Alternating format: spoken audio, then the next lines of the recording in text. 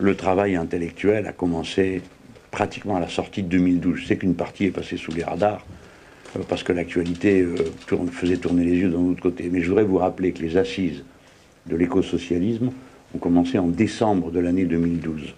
C'est-à-dire on sortait de la campagne présidentielle et immédiatement on est entré dans un travail intellectuel qui a été fondateur, non seulement en raison du nombre de réunions qu'ensuite nous avons tenues dans toute l'Europe et dans le Maghreb. J'ai personnellement fait le tour des capitales du Maghreb avec les thèses sur l'écosocialisme. Donc ce travail s'est jamais arrêté.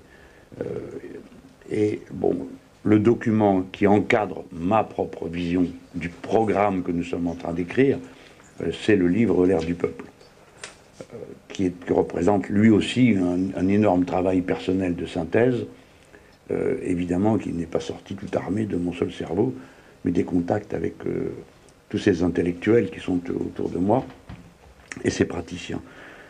L'ère du peuple, l'édition en cours a déjà rattrapé doit se diriger vers les 40 000 exemplaires vendus, c'est ça, hein. Donc on est à 70 000 exemplaires de l'ère du peuple de vendus. Et j'ai dû faire une quinzaine de conférences pour le présenter. Donc je tiens à rappeler que c'est ça le cadre. C'est pourquoi toi tu es agacé par le fait qu'on dise que je suis seul. Personnellement, bon, ça ou autre chose, dire aujourd'hui c'est seul, demain ce sera un autre adjectif. Bon, moi que je trouve un peu exaspérant et un peu donneur de leçons de la part de toutes sortes de gens, c'est qu'on dirait qu'ils débarquent. Et d'ailleurs je crois qu'ils débarquent. En particulier quand je vois les socialistes dire oui, il est temps de réfléchir à un projet, mais enfin, ces gens-là en ont inventé 3 en l'espace de 6 ans, si mes souvenirs sont bons, et ne se sont plus intéressés à rien, n'ont travaillé avec personne. Ils ont eux-mêmes annoncé qu'ils adhéraient à l'écosocialisme, ce dont j'étais très content, puisque les bonnes idées sont faites pour être mises en partage. Moi, je ne prétends pas que nous en avons la propriété, mais en quoi consiste leur écosocialisme, c'est ce que nous ne saurons pas. Alors, le programme, il a 7 axes. Autrefois, il n'y en avait que 5. Évidemment, alors c'est toujours un casse-tête de savoir comment on les hiérarchise, qu'est-ce qu'il faudrait mettre devant, et puis à chaque fois j'idéalise dans un sens, il y a toujours un camarade pour penser que j'aurais dû la lire dans un autre. Bon, je vous la donne comme elle est sur mon papier et comme elle est dans mon esprit. Hein. Moi je crois que le point de départ, c'est la réorganisation de la société politique. Plus personne ne croit à rien, il faut donc que le peuple français se reconstitue en tant que peuple à travers un processus constituant qui permet de décrire les droits que chacun reconnaît aux autres et qui permet d'inscrire des règles qui sont des règles appelées par tout simplement la situation contemporaine et moderne. Qu'en toute hypothèse, les fondateurs de la Ve République ne pouvaient pas avoir à l'esprit. Naturellement, c'est donc d'un côté la fin de la monarchie présidentielle et de l'autre l'inscription de droits nouveaux dans cette constitution d'obligations nouvelles. Je pense en particulier, pour ce qui est de ce qui va être quand même la trame, c'est la question de la règle verte, se donner pour objectif qu'on ne prendra dorénavant plus à la nature davantage que ce qu'elle peut reconstituer. Donc régler la dette écologique, qui est beaucoup plus importante et beaucoup plus décisive à régler que la dette publique, qui elle est une question très simple. Et puis évidemment, la centralité du référendum révocatoire permettant de remettre en cause un élu en cours de mandat si un certain nombre de citoyens le demandent. J'en dis pas plus parce qu'il y aurait un paradoxe à dire on finit la monarchie présidentielle et moi Mélenchon je vais vous dire quelle est la bonne constitution. Non, justement il y a une constituante pour ça. Le deuxième point, ce sera évidemment la planification écologique. Vous vous souvenez de cette formule. Nous avons un peu étendu, je sais que le terme peut paraître un peu barbare, l'idée c'est le changement de la matrice productive du pays. Parce que nous voudrions, dans une même expression, rattacher l'idée qu'il faut non seulement changer la production, les moyens de production, mais aussi les modes de consommation. Parce que les modes de consommation, directement, créent la demande, hein, et autorisent les offres les plus burlesques et les plus absurdes, notamment pour tout ce qui concerne les questions alimentaires, qui dorénavant sont une question centrale dans l'esprit des citoyens, mais qui semblent ne pas avoir vraiment atteint la sphère politique. Les gens sont conscients du fait que quelque chose est en train de mal tourner avec ce qu'ils mangent et ce qu'ils boivent, avec la difficulté qu'ils aperçoivent autour d'eux, les maladies et un grand nombre de malformations. Enfin, je ne vais pas entrer dans les détails, mais vous m'avez compris. Il va de soi que, une fois posé ça, après il y a la question du nucléaire. Donc très clairement et très fermement, je prends position pour la sortie du nucléaire. Je ne jette pas la pierre à ceux qui ont inventé l'affaire, je ne jette pas la pierre à ceux qui l'ont maintenue, mais je dis maintenant nous avons une certitude, c'est dangereux, c'est très dangereux, et la combinaison du changement climatique avec la menace du nucléaire, c'est un mélange tout à fait dangereux, et il faut s'y mettre, il faut prendre la décision, évidemment, ça prendra du temps, il y en a pour 15 ou 20 ans, et il faut être capable à la fois de fermer et en même temps de mettre en place les énergies nouvelles qui permettent de remplacer. Car, bien sûr, j'espère que vous avez tous compris, je ne suis pas un partisan du retour dans la caverne avec des bougies, pour répondre à cette caricature absurde. Il faut aussi sortir des protéines carnées. Bref, il faut rompre avec toute une série de process de production, d'habitudes de consommation qui s'avèrent être intenables par l'humanité. Voilà, c'est cette référence qui sera constante maintenant à l'idée d'intérêt général humain, qui va structurer le programme de la révolution citoyenne. Car la révolution citoyenne, ce n'est pas la révolution socialiste. Ça inclut un certain nombre de ses tâches, mais ce n'est pas que cela. Et sa ligne d'horizon est l'intérêt général humain, l'intérêt de classe si l'on veut, pour autant qu'il contribue à l'intérêt général humain. Alors, le point suivant, c'est le partage des richesses. Bon, alors je suis heureux de voir qu'une idée que nous avons longtemps défendue dans une certaine solitude est reprise d'une manière, bon, désastreuse, mais est reprise. Qui est de créer un salaire maximum. Alors la Confédération européenne des syndicats continue à dire 1 sur 20, le journal Libération et M. Cohn-Bendit proposent 1 sur 100, parce qu'ils estiment qu'un salaire mensuel de 1 700 000 est une rémunération morale. Bon, puisque d'autres disent que c'est immoral le niveau actuel. Bon, c'est pas tout à fait notre avis, et nous proposons qu'on ne mette pas la morale là-dedans, c'est pas le sujet. Le sujet, c'est quel est le niveau de rémunération qui rencontre bon, d'une réalité, qui a une utilité, qui récompense le mérite et la vertu, sans être une incitation à la débauche et à la nuisance, car évidemment un salaire excessif ne répondant à aucun besoin humain connu n'aboutit qu'à une chose, c'est à l'accumulation financière, aux consommations ostentatoires et à tous ces comportements individuels anti-écologiques. Bon, je donne que cet exemple sur le partage des richesses, on pourrait évoquer la révolution fiscale, la question de la réduction du temps de travail et surtout la définanciarisation de l'économie, qui est la partie la plus complexe. Après, il y a la sortie des traités européens et évidemment l'entrée dans un protectionnisme solidaire.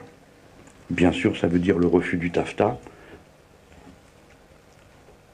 et la discussion à ouvrir sur le futur traité et sur le plan B à mettre en œuvre dans le cas où nos partenaires n'accepteraient pas de rediscuter les traités actuels. Bon, je pense qu'il faut que les citoyens comprennent qu'en 2017, ils vont rencontrer une situation qu'ils n'auront jamais connue. Sans doute les Anglais seront-ils sortis de l'Union européenne, amorçant un déclin et une dislocation de cet ensemble politique. Il n'y a aucune chance que l'Union fasse mieux économiquement que ce qu'elle fait actuellement. Donc tout le monde sera à nouveau plongé dans la question de savoir s'il veut continuer à vivre dans la récession et la déprime. Il y aura un nouveau traité. Un nouveau traité est sur la table. Mesdames, Messieurs, j'y insiste, j'ai déjà lancé l'alerte à plusieurs reprises, un nouveau traité est déjà en train d'être discuté à l'initiative des 5 présidents, car nous en avons 5 en Europe, le président de l'Eurogroupe, le président de la Banque centrale, le président de la Commission européenne, le président du Conseil de gouvernement et le président du Parlement européen. Ces 5 personnes, 5 hommes d'ailleurs, ont proposé de réécrire un traité et le travail est commencé. Bon, personne n'en parle, mais ce travail est commencé. Donc en 2017, ça serait bien qu'on en parle. Et j'adjure que cette fois-ci, tous autant que nous sommes, soyons plus sérieux que la dernière fois.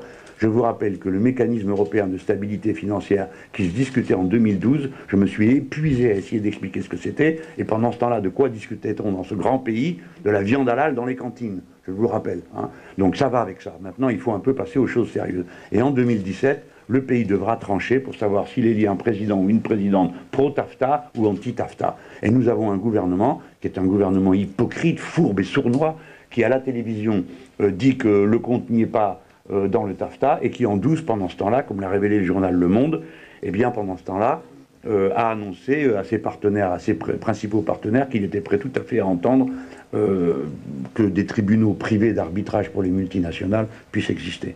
Donc cette sortie des traités européens, ce n'est pas la partie du casse-croûte un peu ennuyeuse qu'il faudra absolument subir. C'est la question vitale de l'avenir de la patrie et de l'idée qu'on se fait du vieux continent qui est en train de très très mal tourner. Ça fait le lien avec le chapitre l'indépendance et la paix, dont je ne dirai qu'une chose, il sera caractérisé par la volonté de la sortie de l'OTAN, qui n'est pas non plus une question annexe, et l'émergence d'une nouvelle alliance altermondialiste. C'est la raison pour laquelle je me suis décrit dans un numéro de la Revue de la Défense nationale, que je vous invite à consulter, puisqu'il est entièrement consacré aux travaux que j'ai animés avec des amis sur ce sujet, comme un indépendantiste français. Indépendantisme, nous le sommes. Après, il n'y en a plus que deux, rassurez-vous. C'est la question du progrès humain, bon, comme objectif de développement de la société. Le mot développement étant très connoté, Jacques Généreux a proposé que nous encrions sur l'idée du progrès humain comme finalité de la vie en société, et pas seulement les progrès d'indices divers économiques, mais l'amélioration des personnes que nous sommes, par l'école, la santé, et ainsi de suite, l'éducation, et surtout le développement des pratiques culturelles et sportives, mais des pratiques culturelles comme le moyen le plus sûr, le plus stable et le plus avéré pour développer la sensibilité et la personnalisation des individus. Le dernier point, ce sera celui des nouvelles frontières. J'espère que vous aimerez ça, parce que moi j'aime beaucoup, et donc je vais beaucoup vous en parler. La première frontière, c'est la mer, deuxième territoire maritime du monde. J'espère arriver à faire entrer ce sujet dans le débat public. J'observe des frémissements intéressants, mais pas à la mesure des efforts que j'ai déjà déployés pour en faire parler. Quelques-uns d'entre vous, dès que je commence le chapitre, lèvent les yeux au ciel, parce qu'ils connaissent à peu près les formules essentielles, mais bon, il y en a pour 300 000 emplois, et il y va tout simplement de la bonne vieille méthode keynésienne, d'une relance de l'activité économique du pays par un secteur qui soit écologiquement responsable. Voilà, c'est ça l'idée. Il faut une relance de l'activité, et cette relance doit être écologiquement responsable. Donc la manière de dénouer le paradoxe qui jusque-là affligeait la question du retour à la croissance, c'est qu'on ne savait pas de quoi était faite la dite croissance, et que ce dont on était sûr, c'est que c'était fait de n'importe quoi. La mer, l'espace. Bon, alors l'espace, j'ai bientôt fini, Madame Ravinel, je sens votre impatience, mais laissez-moi finir. L'espace, parce qu'on est en plein débat sur Ariane 6, bon, et la conception du futur Ariane 7, et que nous sommes en grand danger, puisque les Américains arrosent de pognon SpaceX pour permettre un procédé de tir de fusée qui, évidemment, écroulerait les coûts et nous mettrait en grand danger. Comme les Allemands ne veulent rien faire, et qui traînent les pieds dès qu'il s'agit de sortir un euro pour autre chose que pour les retraites par capitalisation, on a un peu de mal, mais il faut qu'on assume notre situation spéciale. Nous sommes le deuxième pays au monde pour la contribution individuelle des citoyens d'un pays à l'économie de l'espace. Voilà, c'est nous les Français qui faisons ça. Et la sonde Rosetta a été une magnifique réussite française. Je vous rappelle, et je vous dis qu'hélas, il n'y a plus aucune mission interplanétaire aujourd'hui en cours. La dernière, c'était celle de 1993 qui a abouti récemment. Bon, c'est une affaire de temps. Enfin, je finis, voilà, toc toc. Tiens, il faut quand même, sur l'espace, si je vous dis que ça ne va pas vous plaire, alors je vais vous donner au moins un exemple. D'abord, recréer une entreprise nationale, ça va de soi, on a quasiment tout vendu. Et moi, je vais remettre de l'ordre là-dedans. Par exemple, la dépollution de l'orbite géostationnaire, c'est un projet extrêmement ample et urgent, parce que sinon, bientôt, on ne pourra plus mettre un seul satellite là-dedans. Et enfin, la nouvelle frontière, celle du virtuel et du numérique. Il ne s'agit pas seulement de garantir le haut débit partout, c'est pas ça le sujet. L'autre sujet, c'est que les Français soient en tête, comme ils le sont, dans le monde, la conquête du monde virtuel et d'ailleurs son installation. Ça va depuis les jeux vidéo à toutes les techniques d'apprentissage et éducatif qui passent par le virtuel et la 3D, qui est l'avenir de l'expression artistique.